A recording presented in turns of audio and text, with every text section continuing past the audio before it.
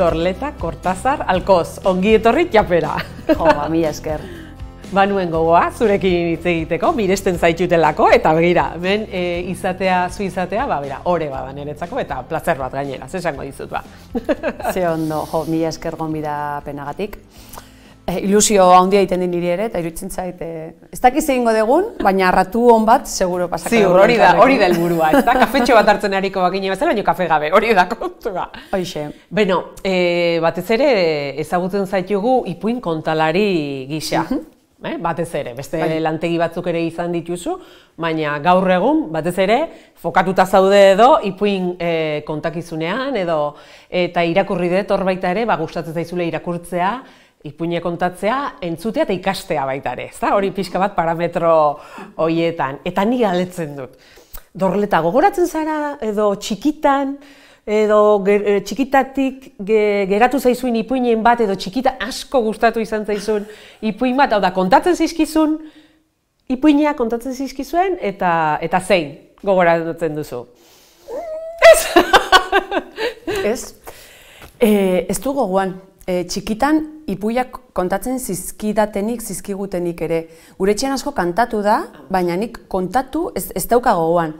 Eta behin, amari ere galdetu nire, kontatzen zenean txikitan, eta berak, betiko hieko lantxano gorritxo eta hori, baina nik goguan ez daukaso. Ez daukat. Eta akoratzen az behin, dela urte batzuk ja, langintza honetan ari nintzela eta ikastaro baten, Paula Carballeira da Galiziako ipuin kontalari bat, berekin formakuntza batean ipuin kontalari profesionalak geunden, handanak borobilean jarrita eta gure burua aurkeztu behar genuen. Eta hoxe berau galdetzen zigun, eskatu zigun atzera iteko, eta ia ze ipuin gogoratzen genuen, eta bestela anekdota bat kontatzeko. Eta hasi izan jendea, eta niri etziaten txikitan ipuin kontatzen, niri ere ez, eta danak ipuin kontalari profesionalak, ematen genuen terapia saio baten gaundera danak. Beraz, behar bada horregatik bihurtu zarete ipuin kontalari ere. Eta orduan, akordatzen naiz, ariketa bat proposatu zigula, eta niri etorri zitzaidan txikitako oroitzapen bat, eta ikastaro hortatik aurrera ipuin bihurtu nun, eta orain, nire ipuin saio bateko lehengo ipuia da. Haize politia, beraz hartu zenuen hori ere, eta zure ganatu duzu. Eta horrekin abiatzen da, justu, 80 mandora ikuskizuna, ipui horrekin hasten da. Haize politia historia hori ere. Eta noiz, eta gogoan duzu, noiz zaletu zinen ipuin gintzara? Ze pentsatzen irakurketatik etorriko zela, baina ez dakit behar bada... Ez bereziki, niretzako bi zera desberdin izan dira. Gaina guain irakurketara aipatzen dezula, ni oso berantiarra izan naiz. Txikitan ipui asko eta komiki asko egon da gure etxean, Ipurbeltz eta guzti horiek, bakizu ez, 80. hamarkadako euskal kultura eta zaletasuna auspotzea gure etxean nik hori bizi izan dut, ez da?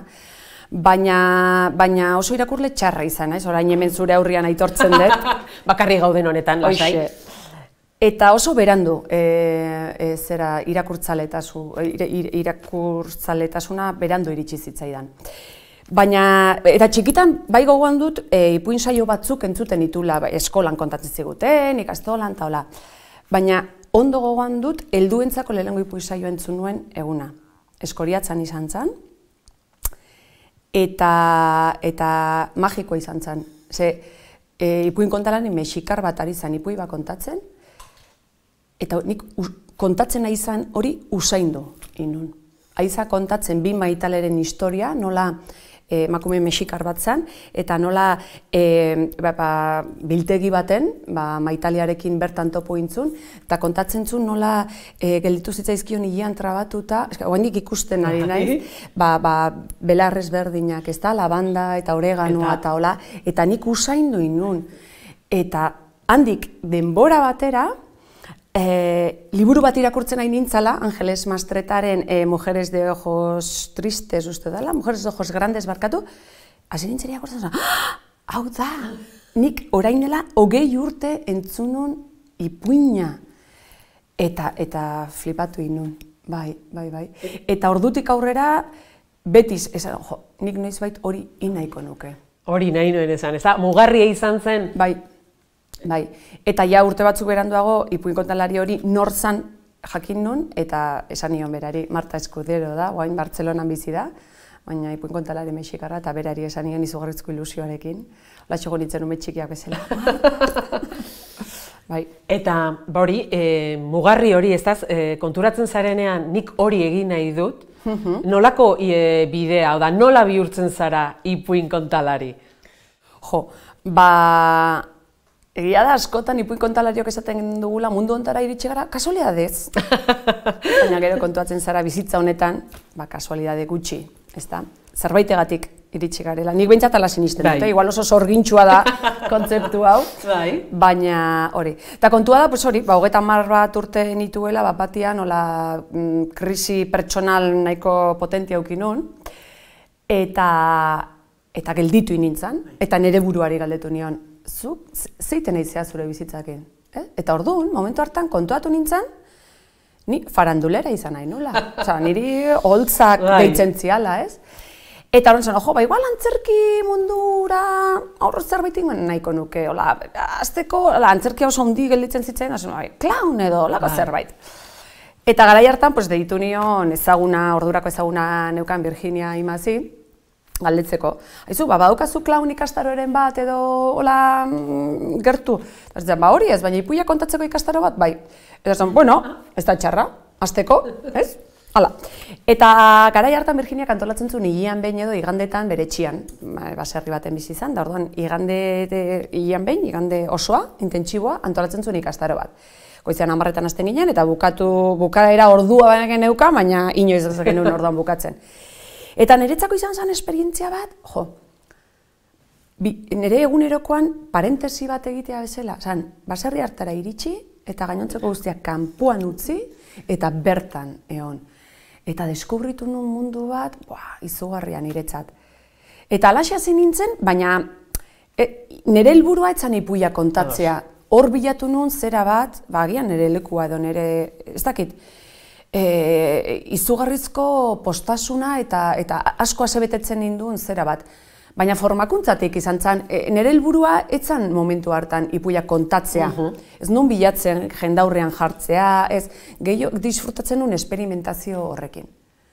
Eta ja denbora bat, urte batzuk beranduago, Virginia berak esan zen, bueno, zer, hasi beharko duzu kontatzen da. Ni, bai, benetan, hombre, egin dituzun ikastaro guztiekin ja repertorioa ere ja baukazu. Eta alaxe hasi nintzen, holaxe.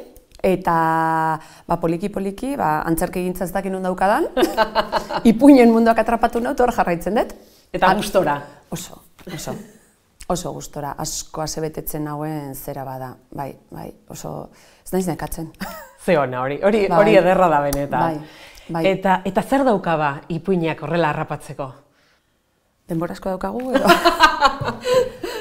Bueno, ez, laburrago esango dizut, dena dauka. Dena dauka. Baina, bueno, jungo naiz zehazten pixkat. Niretzako badauka parte magiko bat. Badauka gelditze bat. Denbora desberdina da ipuinen munduan. Bada, gure zentrifugadora alde batera utzi, eta orain eta hemen nago. Gainontzeko guztiak ez du inporta. Ordu bete bada, ordu bete honetan, nik kontatzen dudanean kontatzen nago, ipuinean nago. Niretzako hori ipuia kontatzea da bidaiatzea. Ez denbora batera eta ez leku batera. Bazen behin formula magiko hori esaten dugun momentuan, ate bat irekitzen dugu. Eta bagoaz bidaian nunbaitera. Kontalariak proposatzen digun leku batera. Eta niretzako hori magikoa da. Ze gainera, hitzekin bakarrik egiten ez du. Hitzekin eta isiltasunarekin. Horrekin sortzen da unibertso bat, sortzen da mundu bat, nun dana dan posible. Eta hori izugarri ederra iruditzen zait. Eta batez ere munduari begiratzen hasten baldin bagara, niri ipuinek esperantza izpi bat piztuta, piztu daitekela erakusten diate. Eta nik behintzat horregatik kontatzen dut, imaginatu dezakedalako beste mundu posible bat, imaginatu dezakedalako jendearekin harremantzeko beste modu bat, eta askotan gainera ipuietan hori gertatzen da, ez da? Ahotsik ez daukatenak, ahotsa daukate ipuietan, Eta normalian txikiak beti dira garaie, ezta? Orduan niri hori gustatzen zait, pila bat.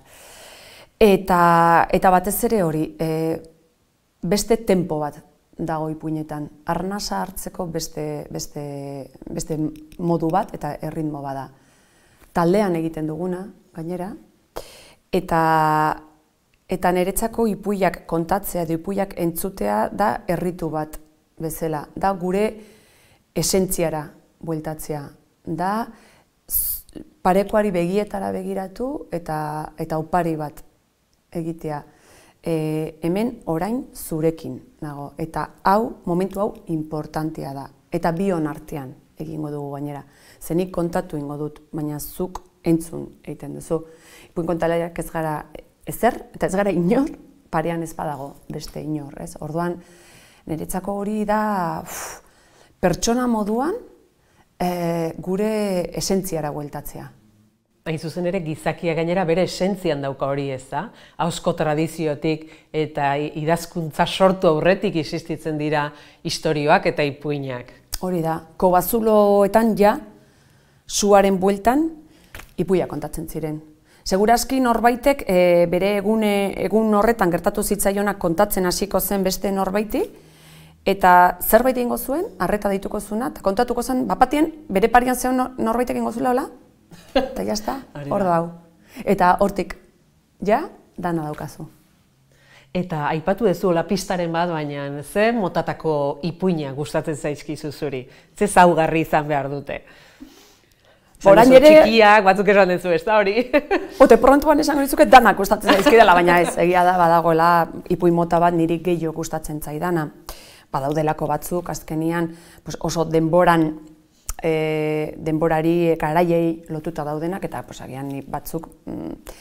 Alata ere, esango nizuke, ia historia guztietatik reskatatuko nukela zerbait, hori bai. Baina niri historiak baino gehiago agian kontalariak gustatzen zaizkit. Noski, kontalari bakoitzak estilo desberdin badauka eta lanketa bat egiten du, ezta? Orduan niri kontalari ezberdinen ahotsak, estiloak gustatzen zaizkit. Ni oso eskuzabala naiz horretan, oso kuskuxeroa naiz, orduan nik gutxi behar dut, hola, antena konektatzeko. Baina bai egia da, gero begiratzen hasita, pues hori, ez? Txikiak protagonistak diren historiak asko gustatzen zaizkit, emakume protagonistak asko gustatzen zaizkit, egunerokoan nahikoa gizon protagonista baditugulako gure inguruan, ez? Orduan, bai, emakumentzako interesgarriak diren gaiak eta historiak niri bereziki gustatzen zaizkit, ez da? Eta nolabait pake pixka bat ematen dutenak, ez? Askotan galdetzen diate, zure ipuiak beti bukatzen dira, edo zergatik bukatzen dira beti ipuiak ondo? Niretzako ipuiak beti ez dira ondo bukatzen, edo ez daukate zertan happy end bat euki behar, ez? Baina niretzako bai izan behar dira eraikitzaileak edo reparadoreak esaten denik, ez da? Nolabait mina edo kaltea jaso duen horrek pake pixkat euki behar du, ez? Eta agian eriotzetik dator, esan nahi dut, agian protagonista hil egiten da. Baina ikasgai bat badago bidaia horretan, naiz eta amaieran hilda bukatu edo zigor bat jaso. Azkenean niretzako protagonista, ipui bat bidaia bada. Protagonistak egiten duen bidai bat zerbait ikasteko. Ipuinaren protagonistak inoiz ez dago berdin, ipuina hasten danean edo amaitzen danean. Beti da bidaia, normalean nik irudikatzen da gainera zirkuluan, ez da?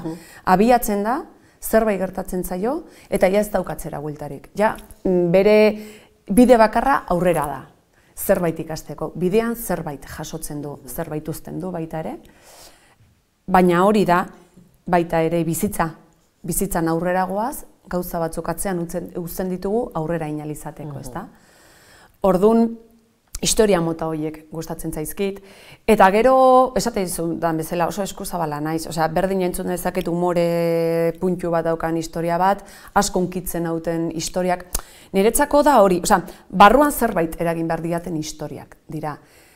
Eta askotan hori eragiten du ipuin kontalariak. Nik askotan ipuiak irakurtzen ditut, bez? Eta esan jo, honi ez diote zer ikusi, eta batean entzuten dio norbaiti kontatzen, beste gauza bada. Eta nola ez dut hori ikusi nik irakurri dudanean.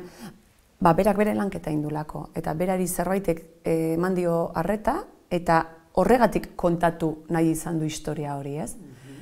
Eta nik ez diot hori ikusi, edo ez diot, edo beste nun baiten jarri den lupa, ez zaidana hain interesgarria iruditu, adibidez.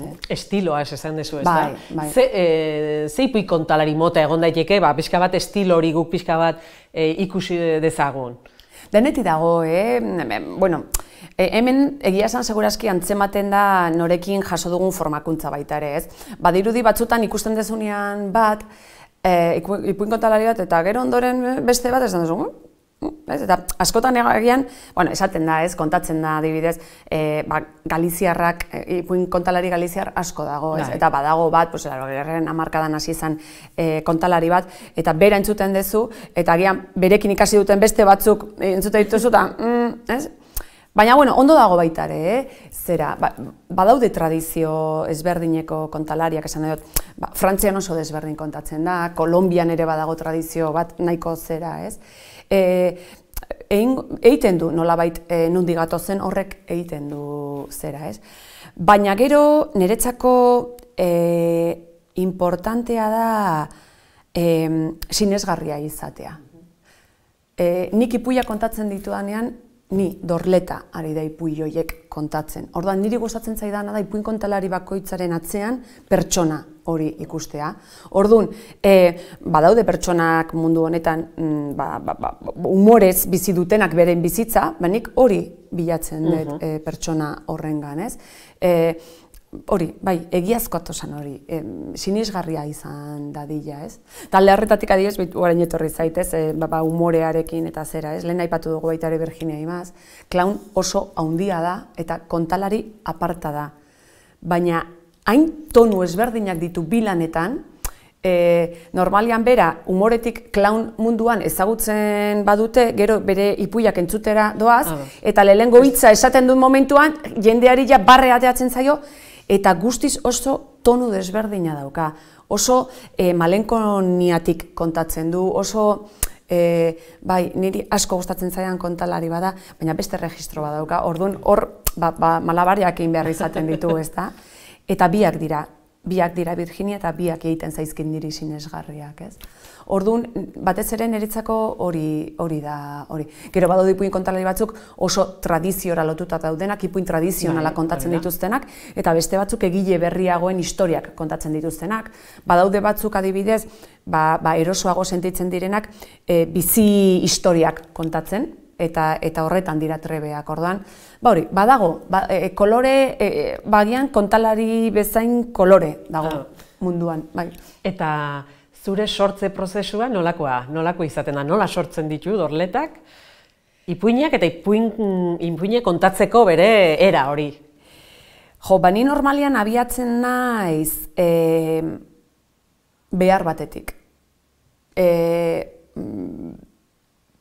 Kontatzeko beharra, hau kontatu nahi nuke. Eta horri ipuin forma ematen diot esan dezagun, ez? Izan daitezke nire historiak, izan daitezke tradizionalak, nik denetik kontatzen dut. Eta gustatzen zait tartekatzea gainera, ipuin saio bakoitzean kontatzen duen neretik eta kontatzen dut tradiziotik. Normalean hor, batzuetan pixu gehiago daukan ereak eta zertzelada tradizionalen bat sartzen dut, edo orain justu eskuartean daukadan proiektua, justu kontrakoa da, ezta? Baina bai abiatzen da behar batetik, kontatzeko behar batetik. Eta horren arabera banoa esploratzen, zer kontatu nahiko nuken, eta horren arabera banoa sortzen, ezta? Normalian, ipuin kontalariek, estilo desberdinak jorratzen ditugu, baina nik normalian badaukagu zurdura bat esan dezagun, ez? Azkenean, istorio batek badauka bide bat, badaukagu teknika bat kontatzeko, ezta? Azkenean, historia bat labur-laburrean esan da, bada protagonista bat, eta historiak badauka hasiera bat, bilakaera bat eta amaiera bat, ezta? Protagonista horri zerbait pasatzen zaio, krisi momentu bat dauka, ez? Zerbait pasatzen da, eta ezin du atzera, ez daukatzera bueltaik, aurrera egin behar du, ikasketa horretan, lehen esaten genuen ikasketa horretan, ez da? Orduan, nik normalian egiten dudana da, ipuin hori destripatu bezala. Osa, nerea baldin bada, eskema bat egiten dut. Tradizionala baldin bada, hartzen dut, esan dut, nola da ipuin honen nezurdura? Nondik, ze mugarri ditu protagonistak nundi pasa behar da historiaren amaierara iristeko. Orduan, leku batzutan daude, ipuin batzuen kasuan dira 3 mugarri. Beste batzutan 16 izan daitezke. Zenbat da gutxiago beto, ze bestela ja gauza asko dira buruan. Eta ja, hortik aurrera joan etorrian. Osea, bidea luzeago izan daiteke motxagoa, baina beti protagonista pasa behar du hemendik eta hemendik, ez? Adibide grafiko bat jartzearen, Txanogorritxoren ipuina, ez? Gehienoko denok ezagutzen dugun historia, ezta? Amak esaten dio Amonaren etxera joan behar duela, ezta? Ordan Amona gaixori dago eta Txanogorritxo hor hasten da bere bidaia. Pixka beran dago otxoarekin topo egiten denen, ez? Amak esaten dio, kontu zibili basoan. Hori importantea da. Hori ez badut ipuian kontatzen, zerbait hankamotz gelditzen da. Nik kontatzen duan bertsiorako. Zergatik niri Txanogorritxoren ipuian kontatzea interesatzen zaidana justu hori dalako. Txanogorritxok zigor bat jasotzen du, ez duelako amaren hitza betetzen. Edo nolabait salto egiten du. Araua salto egiten du. Beste batek agian kontatzen du Txanogorritxoren ipuia interesatzen zaiolako kontatzea, edo kantatzen oso trebia dalako eta abestu nahi dulako Txanogorritxo dut izen amoran. Horregatik aukeratu dezake kontatzea. Niri Txanogorritxoren ipuian interesatzen zaidana da hori. Orduan, niretzako importantea da amak esaten dion momentua kontu zibili. Eta ez hitz egin basoan ez ezagunekin. Orduan, niretzako hortik pasa behar du, eta orduan, basoan ere noski otxoarekin topoin behar du. Amak hori esaten dionetik, basora iritsi arte Txanogorritxo pasa daiteke edo zer gauza. Baina hortik pasa behar du. Gero, Amona batzutan, otxoak janiten du, beste batzutan ez. Hori ja aukera librea da, baina hor zerbait ere pasa behar du. Eta gero, Txanogorritxoren ipuinak daukan zera da konversazio hori, ze begiak dituzu, ze sudurra, hori ere sartu behar da, errepikapen badalako, ez da? Orduan, puntu horietatik pasa behar du historiak. Eta ja hortik kanpora, bakoitza libre da, ez da? Orduan, hori antzematen saiatzen naiz ere ikusten, batez ere ipuin tradizionalak direnean, zer simbolismo daukan gauza bakoitzak, ze hori ere importantea da. Eta jazta, hasiera nola hasi nahi dudan ni garbi daukat. Normalian, buruz ikasten duan gauza bakarra da hasierako esaldia eta amaierako. Askotan, hau ere, bakoitzak esate dizute, baina nire lan egiteko modua hori da. Zergatik, askotan urduritasuna dalako, edo publikoa pixkat oraindikola daolako, niretzako importantea da lehenengo esaldia iaia automatikoan botatzea.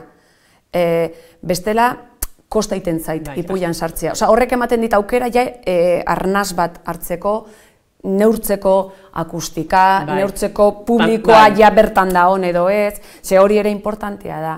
Bidaia hau partekatua da. Orduan, nik seguroen berdet, jentea nirekin daola, nirekin datorrela bidaian. Orduan, horretarako balio dit, ez da?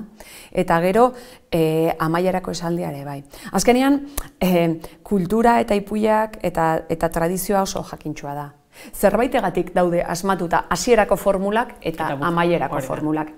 Oso zaila da ipuin bat hastea eta oso zaila da ipuin bat bukatzea. Eta esatea jendeari, bukatzen hori da, oso zaila da. Eta orduan, formuloiek zailtasun hortan gaudenean, eta ala bazan edo ez bazan, da, jendeari ez. Eta jendea ere batzutan urduri oten da.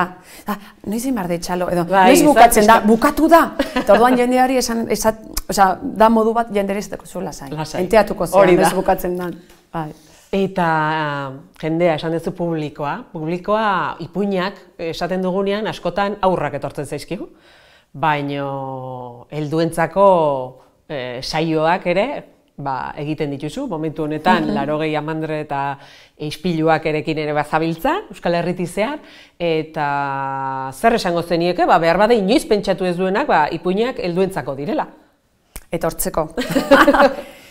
Niretzako da, probatu beharreko esperientzia bat. Gero gustatuko zaizu edo ez gustatuko. Hori beste gauza bada.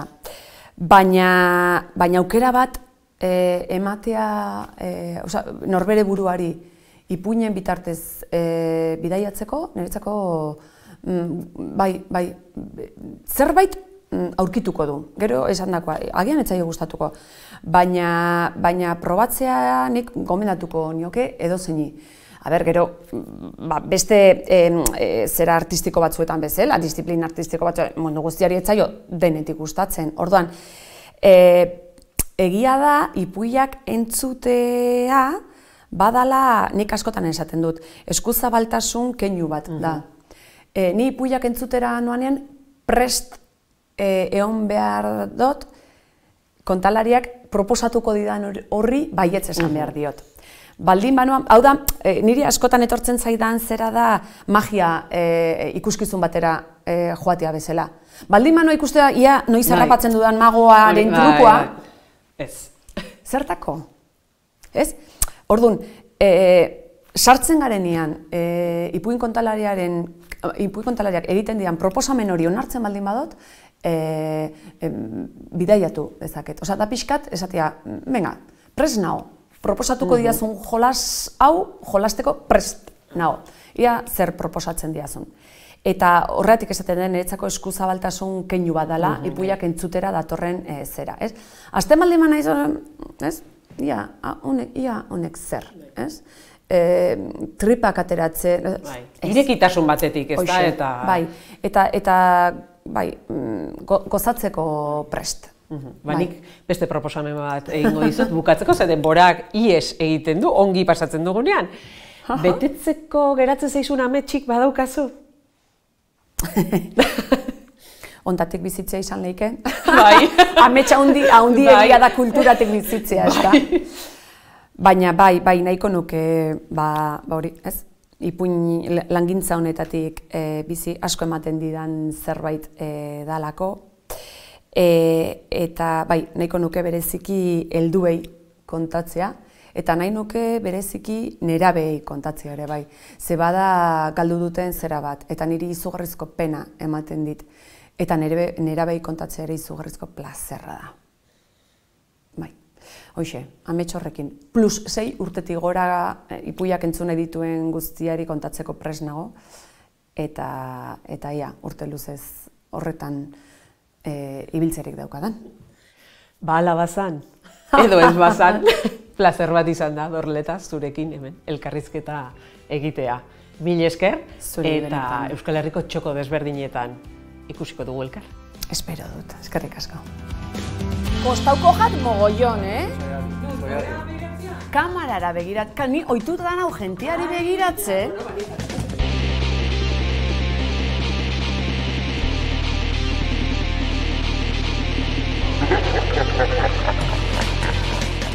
Bat aukeratu beharko bazenu, irakurri edo kontatu. Hau da, zein maite duzu gehiago, ama edo aita, ezin da. Maite dut kontatzea batez ere, baina asko disfrutatu izan dut nire semeari irakurtzen nionean, gauero ipuinaren momentu hori asko gozatu dut. Orduan, biak mesedez baleike. Ze esango zenieke saioan zehar mugikorra piztuta dutenei.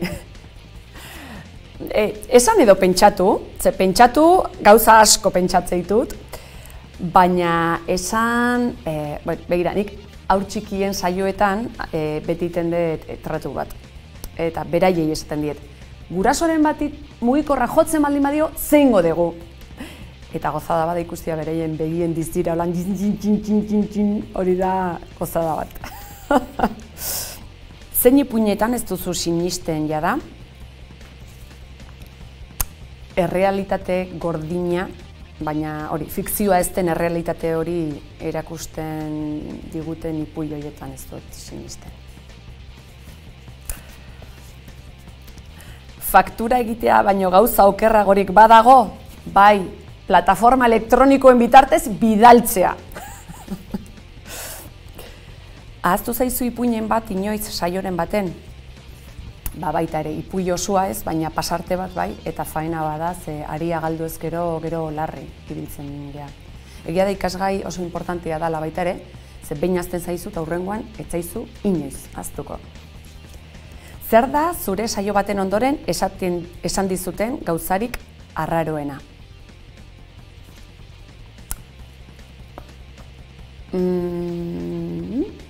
Ez diate,